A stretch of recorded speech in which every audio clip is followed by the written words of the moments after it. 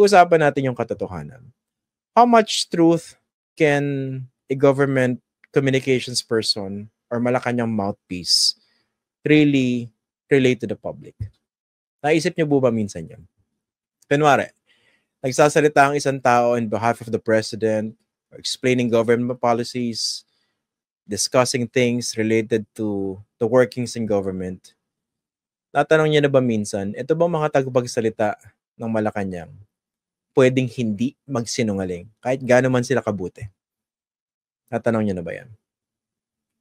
Ang sagot doon, it comes with a job. Even if you don't want to lie, there are certain instances where you would be forced not to tell the truth. May pagkakaiba po yan, no? Hindi ko sinasabi na, of course, nangyayari din yun, di ba? You would be forced to lie. Balikan natin yung mga dating tagapagsalita ni Pangulong Duterte, di ba? Ang katutak na kasi ng walingan tsaka buladas yung pinagsasabi. And ang maganda naman, hindi natin ma-expect to sa katulad ni Attorney Claire Castro. Kumbaga, ibang-iba naman yan sa mga katulad nila Salvador Panelo o Harry Roque. Diba? Ang tanong, how much truth can she relay given the limitations of her position? Diba?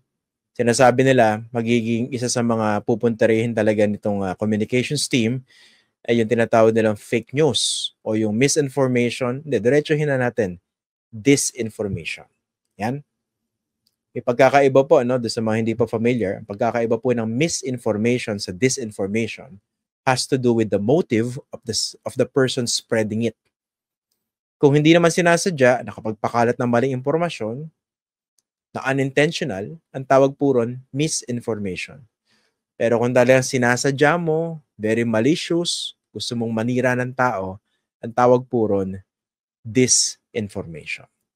Ang tanong, meron bang moral ascendancy yung Marcos administration para pangunahan ang laban sa disinformation? Of course, tama yung ginagawa ng Malacanang. Yung team na bago ni Jay Ruiz, Secretary Jay Ruiz, pasensya na po kayo, no? Nasanay kasi ako Jay Ruiz ang tawag kasi nakasabay ko reporter yan. Yan si Jay. Nice guy naman yun si Jay Ruiz. Ang extra niyan dati sa ABS. Jay Ruiz, ABS, CBN News. Yan. Ganyan mag-extra yan. Anyway,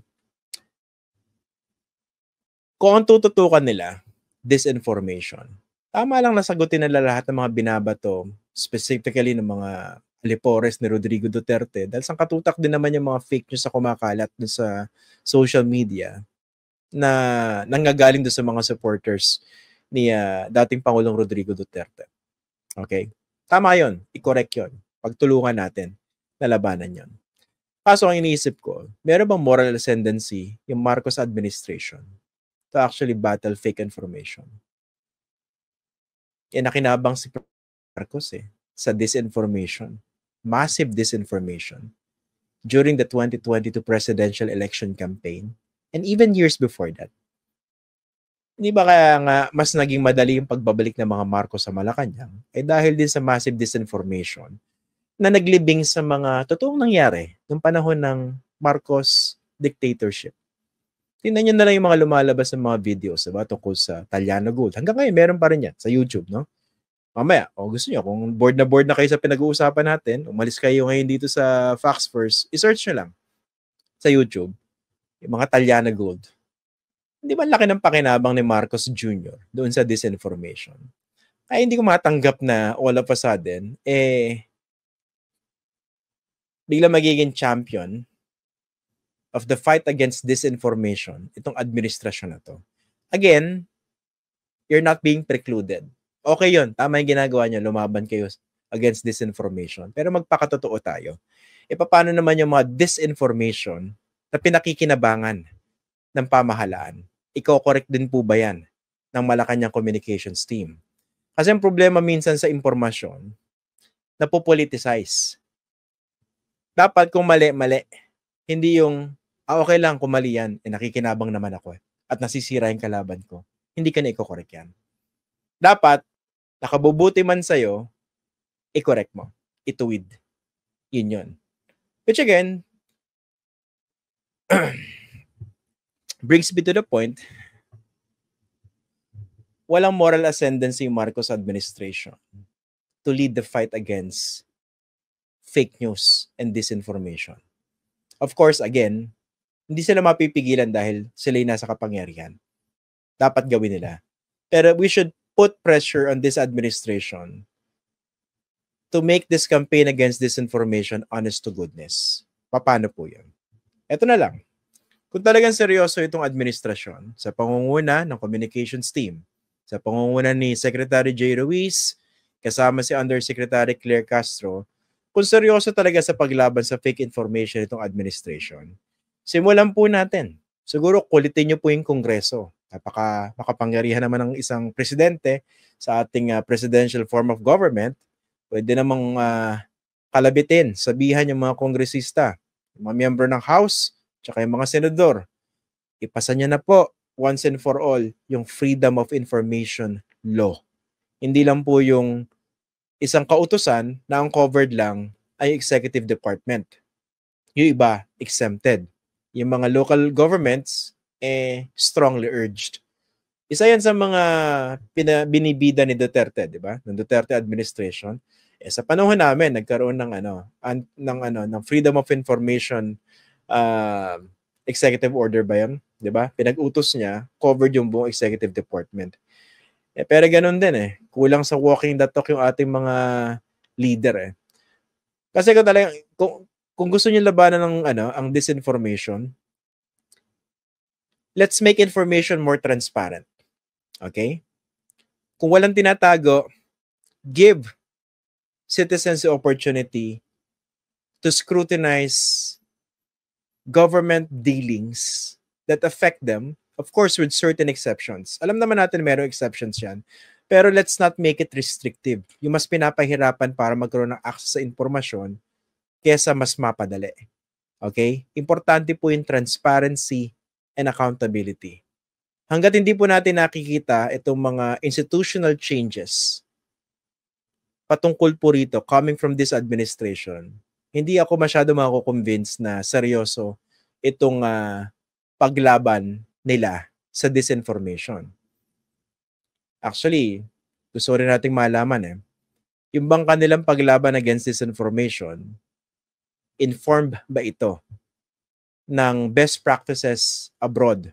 O baka naman nakita lang nila yung idea na ang dami kumakalat na fake news. Maglabas nga tayo ng batas against fake news. Pupuntahan po natin yan sandali. Okay? Bago ko po iwanan yung issue nitong Freedom of Information, ang tagal na po natutulog niyan sa Kongreso, in particular sa House of Representatives. In the past, malaki naman yung pag-asang lumusot niyan sa Senado. Pero talagang laban dyan sa House of Representatives. And kadalasan, hindi makalusot po yung Freedom of Information Law dahil gusto magsingit ng mga kongresista ng tinatawag na right of reply provision, which is a separate issue. Alam niyo po ba yung right of reply? Ito po yon. Kunwari, sa dyaryo o sa headline, sa isang report sa TV o sa radyo, na-criticize ang isang politiko. He felt slighted. He felt that the report was unfair.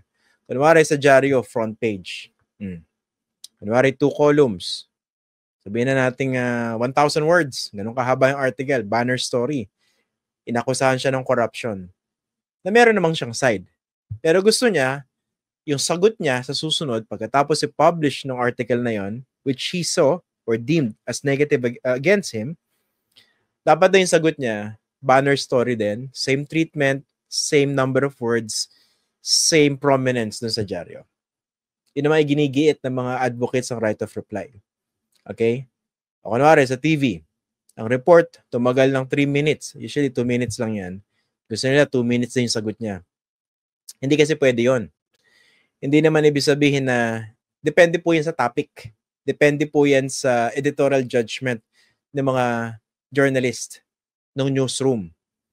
Meron po tayong tinatawag na false balance. Hindi naman, na-discuss ko na yung false balance in previous episodes. No? Kung gusto niyo po na mas malalim na discussion doon, meron po tayong nilabas sa series na tinatawag Alam na This. Makikita niyo po yun sa channel natin where you explain basic information about journalism.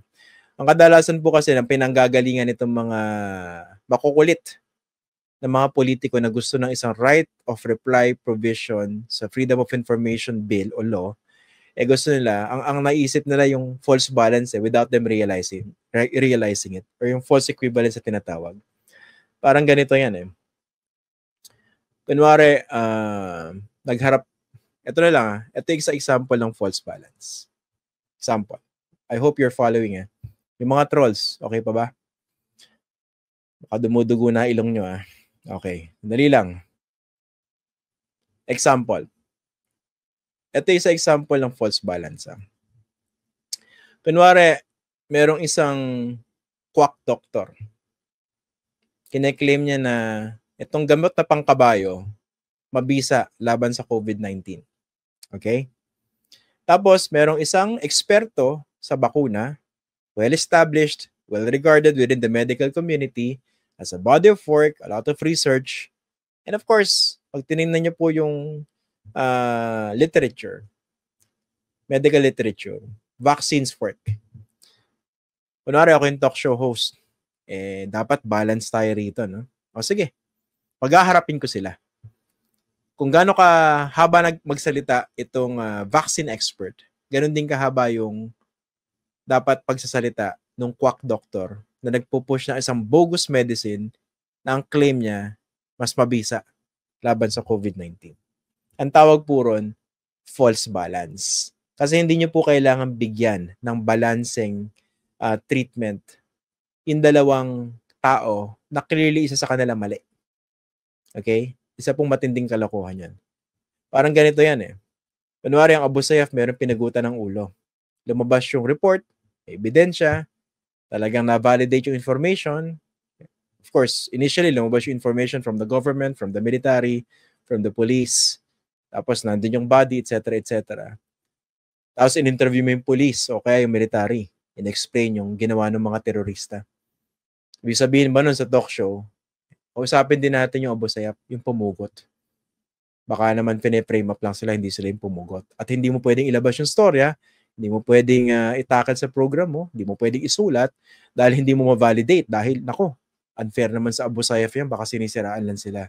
We're talking here of a terrorist organization. Yan po example ng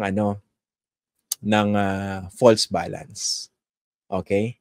So yun, malaki po yung hamon dito sa bagong communications team ni President Ferdinand Bongbong Marcos Jr. patungkol po rito sa kanilang laban sa fake information. Pero maganda naman, at least mo kami pagkakalagyan yung mga trolls ni Duterte. Mga trolls na sumusuporta sa mga Duterte with the designation of someone like Attorney Claire Castro in the Malacanang communications team. Thank you.